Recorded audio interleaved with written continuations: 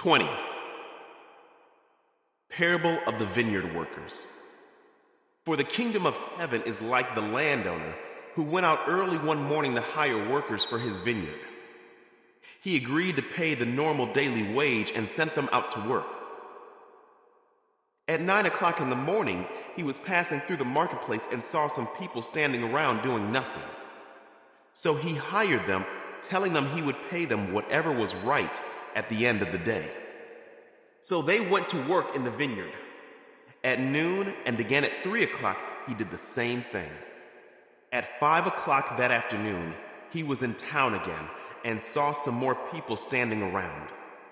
He asked them, "Why haven't you been working today?" They replied, "Because no one hired us." The landowner told them, "Then go out and join the others in my vineyard." That evening he told the foreman to call the workers in and pay them, beginning with the last workers first. When those hired at 5 o'clock were paid, each received a full day's wage. When those hired first came to get their pay, they assumed they would receive more, but they too were paid a day's wage. When they received their pay, they protested to the owner, "Those people worked only 1 hour, and yet you've paid them just as much as you paid us, who worked all day in the scorching heat." He answered one of them, "Friend, I haven't been unfair. Didn't you agree to work all day for the usual wage? Take your money and go. I wanted to pay this last worker the same as you. Is it against the law for me to do what I want with my money?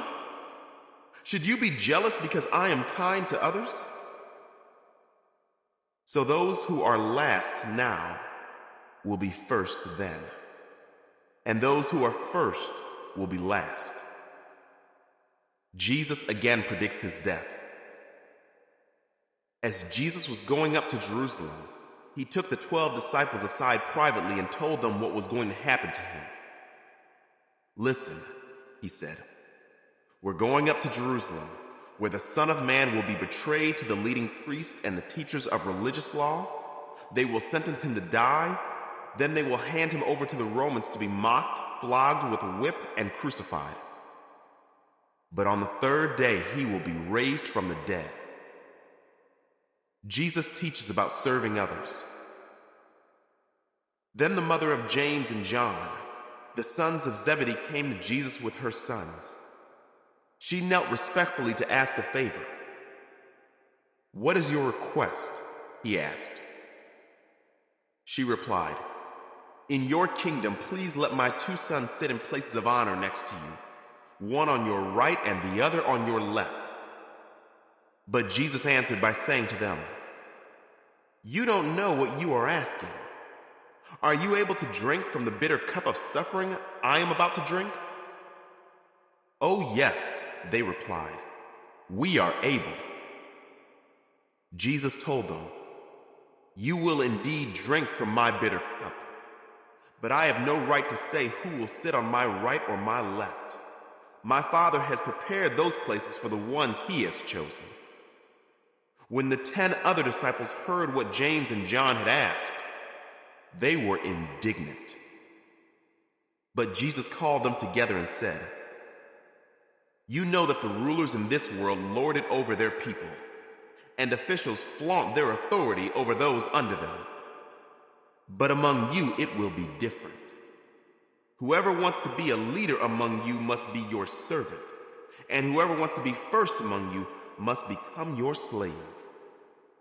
For even the Son of Man came not to be served, but to serve others and to give his life as a ransom for many." Jesus heals 2 blind men.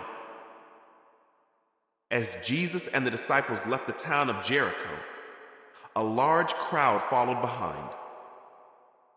2 blind men were sitting beside the road.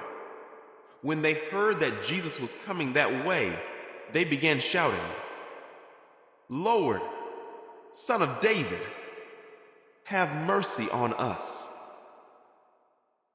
"Be quiet," the crowd yelled at them. But they only shouted louder, "Lord, Son of David, have mercy on us."